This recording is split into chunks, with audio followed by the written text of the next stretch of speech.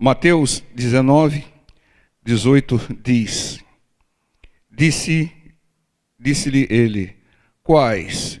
E Jesus disse, não matarás, não cometerás adultério, não furtarás, não dirás falso testemunho, honra teu pai e tua mãe, e amarás o teu próximo como a ti mesmo.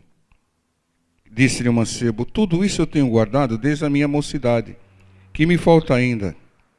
E disse-lhe Jesus, se queres ser perfeito, vai, vende tudo o que tens e dá aos pobres, e terá um tesouro no céu, e vem e segue-me. Irmãos, o Senhor Jesus citou mandamentos aqui para o rapaz disse que cumpria todos. Mas o Senhor não citou um mandamento. Vocês vejam aqui que o Senhor citou não matarás, não cometerás adultério, não furtarás, não dirás falso testemunho, honra teu pai e tua mãe, amarás o próximo como a ti mesmo. Mas teve um mandamento que é o principal, que é o primeiro, que o Senhor não citou. E o rapaz disse, eu pratico todos esses. Mas o principal, o Senhor citou de uma maneira diferente. Né? O Senhor mandou o jovem praticá-lo. E como é que se pratica o primeiro mandamento? Colocando Deus acima de tudo. Se desapegando de tudo aquilo que possa estar ocupando o lugar de Deus. Porque o Senhor sabia que aquele jovem amava mais as riquezas do que a Deus. Irmãos, Deus nos faz cumprir os mandamentos. Irmãos, se tem algo que você ama mais do que a Deus, Deus vai tratar, irmãos. Irmãos, vocês acham que Deus pediu Isaac para Abraão à toa, só para ver o Abraão sofrendo, só para provar a fé de Abraão? Vocês acham que Deus mandou, entrega o menino em sacrifício, em holocausto, porque era para ver Abraão sofrendo, para ver se Abraão obedecia mesmo? Não, irmãos. Deus estava tratando um problema que tinha Abraão. Abraão, ele esperou muito tempo por aquele filho. E em função disso, ele começou a idolatrar o filho. Ele começou a priorizar o filho.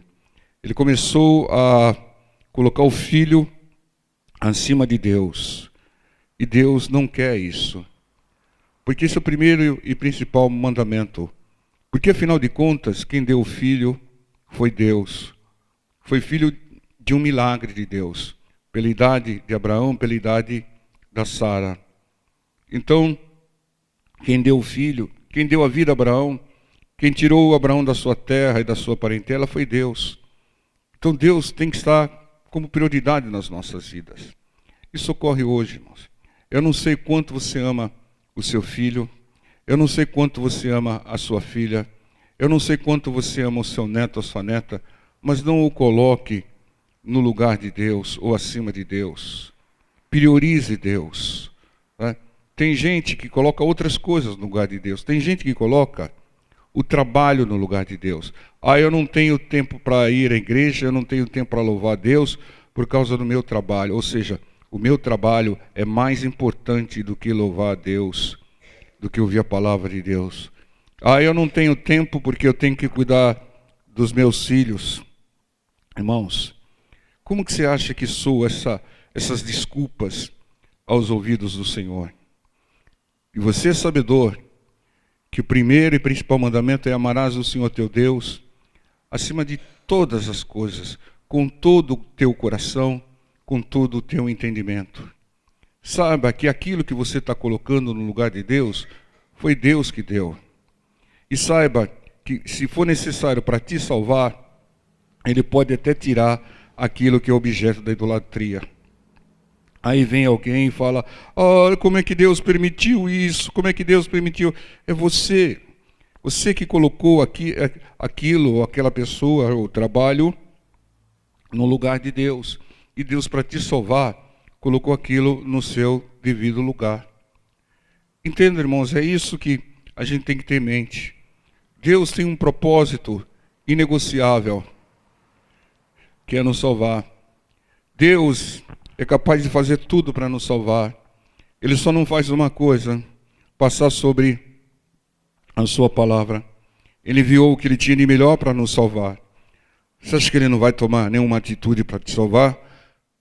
Mesmo que aparente ser uma atitude dura? Analise a sua vida, irmão. Quem é o seu? Pergunta para o seu irmão do lado, quem é seu Deus? Você sabe como é que você vai responder? É aquele que você dedica a maior parte do seu tempo. Esse é o seu Deus. Então, a pessoa que se dedica grande parte do seu tempo a uma determinada coisa, ela está colocando essa coisa no lugar de Deus. Ela pode não venerar, pode não adorar, mas está colocando no lugar do Senhor. Esteja full time com Deus. Né? Porque Deus é invisível, você pode levá-lo em todos os lugares. Você pode estar dirigindo, falando com Deus. Senhor, me abençoe, evite incidente e acidente. Você pode estar na igreja, ouvindo a Deus. Você pode estar cozinhando na presença de Deus, né? Agradecendo a Deus. Aí você está colocando Deus no seu devido lugar. E aqui, o Senhor Jesus foi tão generoso que mandou o rapaz tomar aquela atitude.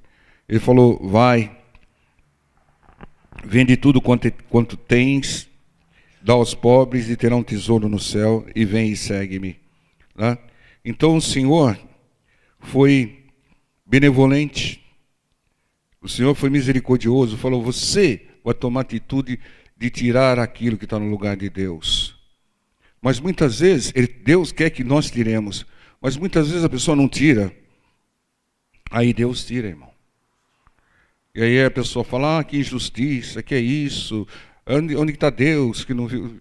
Deus está no mesmo lugar, talvez esteja no lugar errado na sua vida. Né? Entendam, Deus, Ele quer que você cumpra. Esse rapaz aqui queria a salvação. Né? O propósito do rapaz era o mesmo propósito de Deus. E o rapaz estava fazendo algo que estava impedindo a salvação dele. Então o Senhor mandou ele fazer algo para liberar a salvação dele. Entendam, irmãos? Pare de supervalorizar pessoas. Pare de supervalorizar igrejas. Pare de supervalorizar pastores, bispos, apóstolos. Pare. Não coloque essas pessoas no lugar de Deus. Quem faz milagres é Deus. Pai, Filho e Espírito Santo. Né? Quem cura, que liberta e quem salva é Deus. Pastor algum salva. Né? Igreja alguma salva. É Deus que faz todas essas coisas.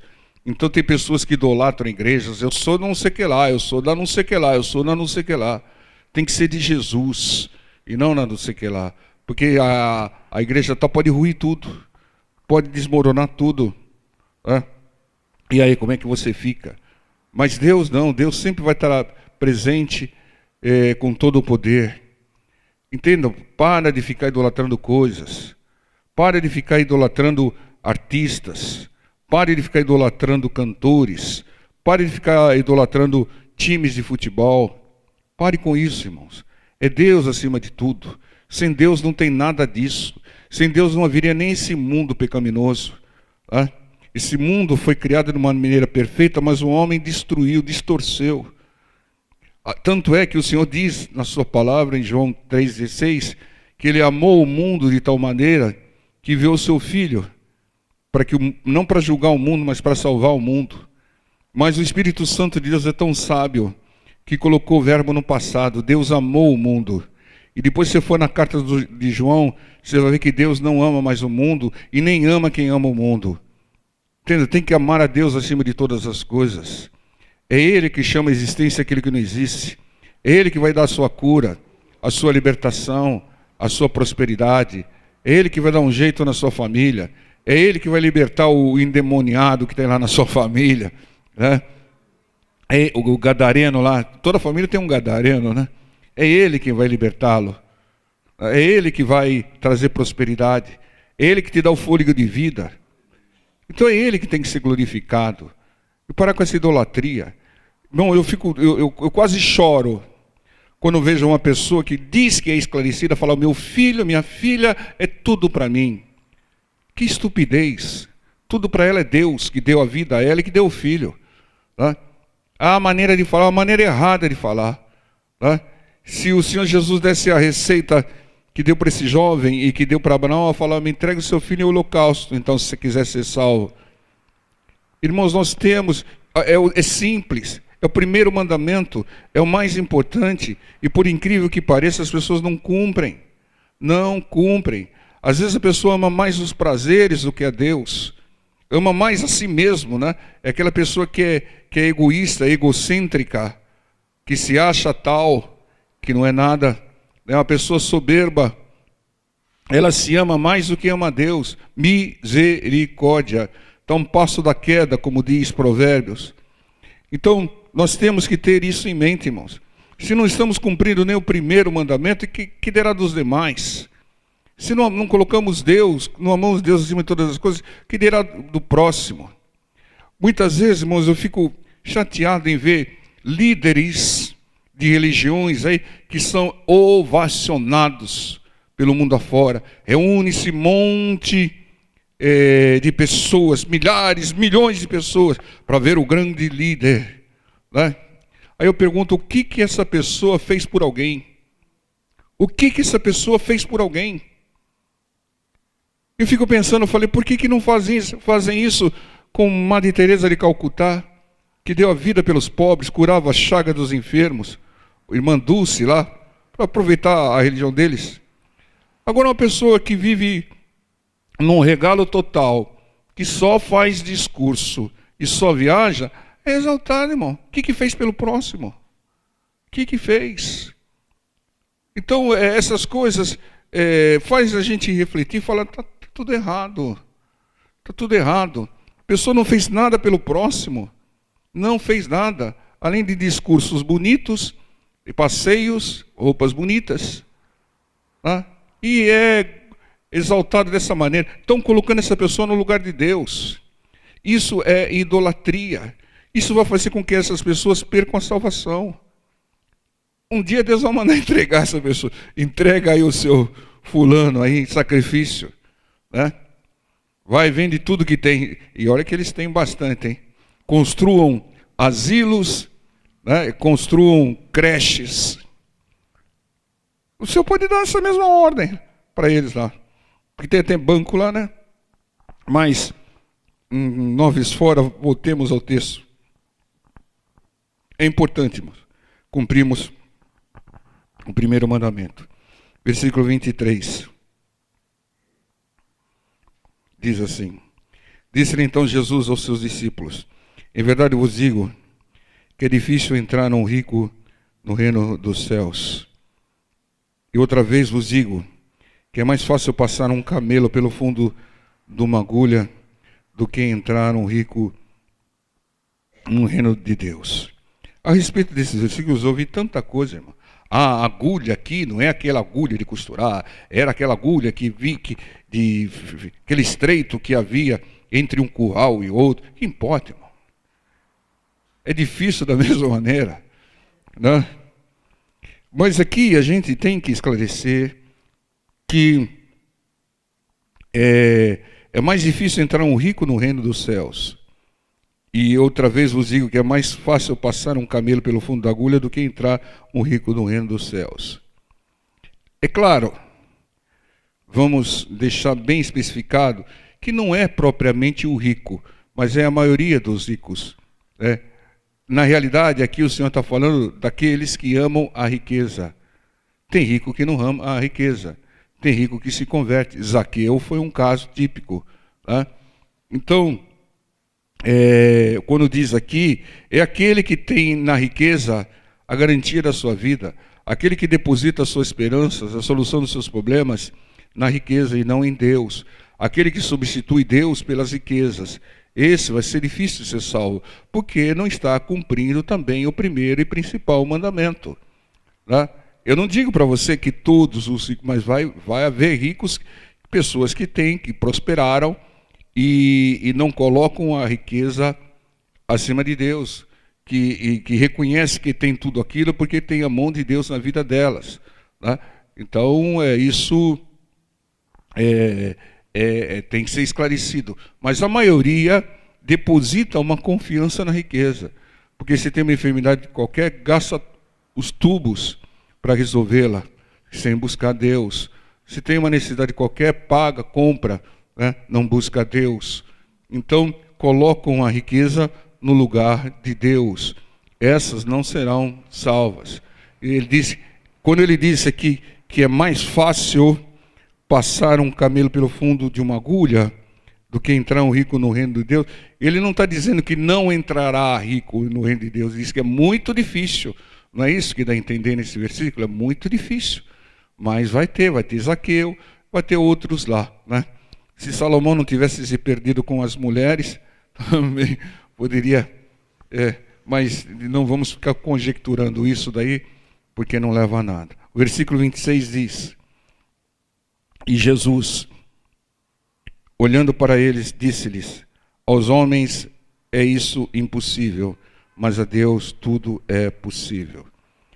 Isso é um versículo poderoso. Tem coisas que para nós é impossível, irmãos. É impossível para nós, principalmente, salvar-se. Aqui o Senhor está falando de salvação. O homem por si só não pode salvar-se. Quem salva é Deus.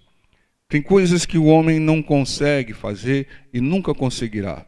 Por mais que avance a tecnologia, a ciência, o homem nunca conseguirá fazer determinadas coisas. Mas para Deus não há impossível. Deus, Ele chama a existência aquilo que não existe. Deus, Ele cria. E Deus faz desaparecer. Então Deus, Ele é todo poderoso. Ele é soberano. Então não é impossível para Deus. E é por isso que nós nos fortalecemos. É por isso que a nossa fé é fortalecida. Porque mais adversa que esteja a sua situação, o médico pode chegar para você e falar: você já está 4 anos e meio fazendo isso, eu já usei todos os protocolos, não tem mais o que usar, eu estou usando um que era usado lá há 30 anos atrás, né? Também não está fazendo efeito, não vai fazer mais radioterapia, porque não pode, não é recomendável, não tem mais jeito para você. Esgotei todos os instrumentos. Né? Aí você dá uma risada e fala: eu tenho um Deus do impossível. Eu tenho um Deus que pode fazer, chamar a existência o que Ele bem entender, na hora que Ele bem entender, na hora que Ele quiser. Por quê? Porque eu confio no meu Deus. A pessoa que não confia em Deus, nossa, ela entra em parafuso. Ela se deprime, não quer sair de casa, se revolta contra o mundo, se revolta às vezes até contra Deus, né? Fica perdidinha da Silva. Né? Mas aquele que confia em Deus fala: não, tem um Deus impossível. E tem outra coisa, hein? Tem outra coisa. Se Deus fizer, glória a Deus. Se Deus não fizer, glória a Deus. A minha graça te basta, diz o Senhor. Então me basta a graça do Senhor. Agora tem coisas que o homem não pode concordar, né, irmão? Que é o sofrimento, né? É como eu sempre costumo dizer, exceção feita a Enoque e a Elias, todo mundo morre. Agora, nem todos morrem sofrendo, né? Então, o sofrimento, a gente... Nem o Senhor Jesus concordou com o sofrimento, irmão. O Senhor Jesus falou: Pai, afasta de mim esse cálice. Se eles me crucificam, mas afasta de mim esse cálice. Né? A gente tem que lutar contra o sofrimento, irmãos. Né? Tem que ir que nem o João Batista, vapt-vupt. Né? Ou senão como o Eduardo Campos aí. Pum! Né? Sem sofrimento nenhum, irmãos. Mas a gente tem que ter em mente que nós temos um Deus do impossível. Um Deus que, como diz esse versículo aqui, não é impossível, mas é Deus, tudo é possível. Ele chama a existência, Ele faz desaparecer, Ele cria do nada, Ele faz sumir aquilo que ninguém pode fazer sumir. Tá? Então, é essa a razão da nossa fé. Porque você pode estar no pior da situação, você vai falar: eu tenho um Deus impossível. Agora a pessoa que não crê em Deus, está numa situação ruim, sabe o que ela faz? Ou ela se entope de droga, ou se acaba se matando. Porque ela não tem Deus. Ela não sabe que Deus pode tirar. E olha, estão em situações que Deus podia tirar num peteleco. né? Não era nenhuma situação terminal, né? Só perde um pouquinho de fome, perde um pouquinho de dinheiro, já quer fazer a maior das fugas, né? Que é o suicídio. Que é isso? Tem um Deus do impossível. Ele pode reverter. É questão de valores, irmão. Pessoas que não conheceram a Deus, pessoas que não sabem que Deus pode mudar toda e qualquer situação, que Deus pode libertar, que Deus pode curar, que Deus pode prosperar, que Deus pode abençoar a família. Entenda, irmãos? É esse versículo aqui que tem que incutir na cabeça dessas pessoas. Esse versículo 19, 26. Olhando para eles, disse-lhes, aos homens é impossível, mas tudo é possível, mas a Deus tudo é possível. Chega numa pessoa dessa aí, está desesperada, está doida da vida, querendo se atirar, fala, olha, nada é impossível para Deus, busca Deus, Ele resolve a sua situação. Uma palavra dessa encaixada, entra no coração e fala, mas no meu caso não tem para os homens, não tem para você, mas para Deus tem. E aí começa a citar o caso, né, do endemoniado gadareno, cita o caso da mulher hemorrágica, cita o caso do Lázaro. Né? O caso do Lázaro. Tinha algum jeito o caso do Lázaro? E aí a pessoa vai tomando conhecimento, questão de informação. As pessoas são destruídas porque falta informação, como diz Oséias 4:6. Amém, povo de Deus? Vamos ficar em pé, vamos estar orando em nome do Senhor Jesus. Glória a Deus.